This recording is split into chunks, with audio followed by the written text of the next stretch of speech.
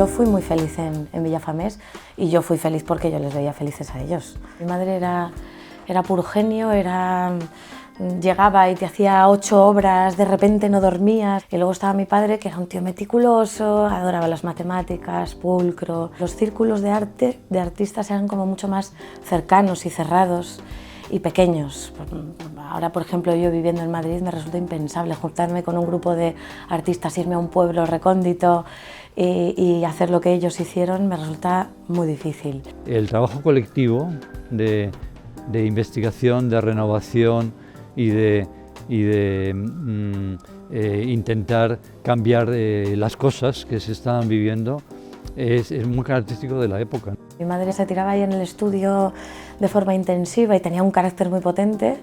La mayoría de los escultores suelen hacer unos bocetos primero a lápiz y luego pues o lo hacen en barro, en polispán o lo que sea y ya lo pasan a otra materia.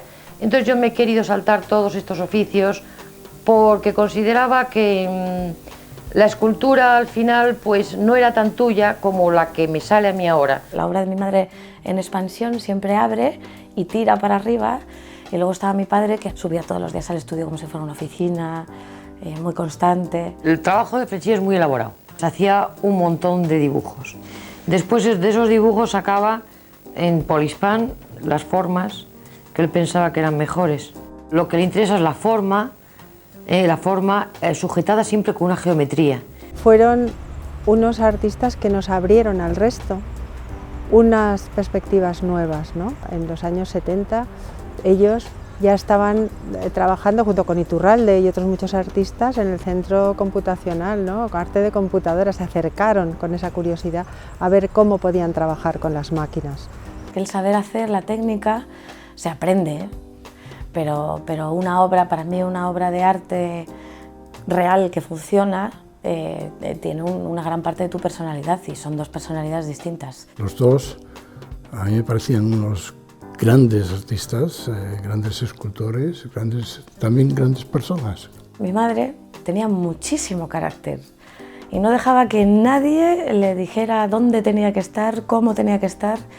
Me imagino que también ese carácter estaba propiciado pues, por el entorno. En aquella época y ahora también hay muchas parejas de artistas, ¿no? Que el hombre y la mujer son los dos artistas y tal, pero el que trasciende en la historia y en el tiempo siempre es el hombre. Aquí, por ejemplo, tenemos una pieza de Frechilla, pero no tenemos una pieza de Teresa. Nunca tuvo la misma importancia en el mundo del arte que mi padre, teniendo una obra, para mi gusto, muy importante. No digo mejor, pero probablemente igual. Y eso, obviamente, una gran parte era por ser simplemente una mujer. Era una persona muy valiosa en su creatividad porque era capaz de hacer cerámica, hasta canto creo que hizo. O sea, en Madrid había la casa de mis padres era como un punto muy central de muchos artistas y a los cuales se les invitaba a ir a Villafamés también. Claro, vindre un fin de semana desde Madrid a pasar así un día, pues no resultaba. Y a lo mejor venían y estaban un mes o estaven 15 dies, d'estiu estaven els 3 mesos, així, qualsevol fin de setmana venien o estaven 15 dies o estaven un mes. Algun artista sempre hi havia, que n'hi hagi un artista que explique l'obra del museu, pues imagina tu, si havia de ser ara. Normalmente los artistas no trabajan para que se quede en sus casas su obra, se queda para compartirla con los demás, para transmitir, para comunicar y para trascender, por supuesto. El ego del artista siempre está ahí. Pero conseguirlo es un trabajo de muchos años y de mucha constancia.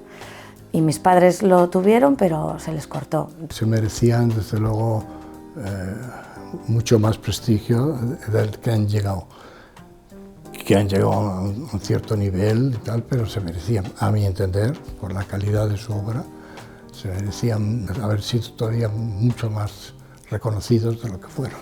A mis padres lo que les faltó fue tiempo, porque fallecieron muy pronto. Tenían una trayectoria como tienen muchos grandes reconocidos artistas de ahora, que iban a la par, pero no les dio tiempo.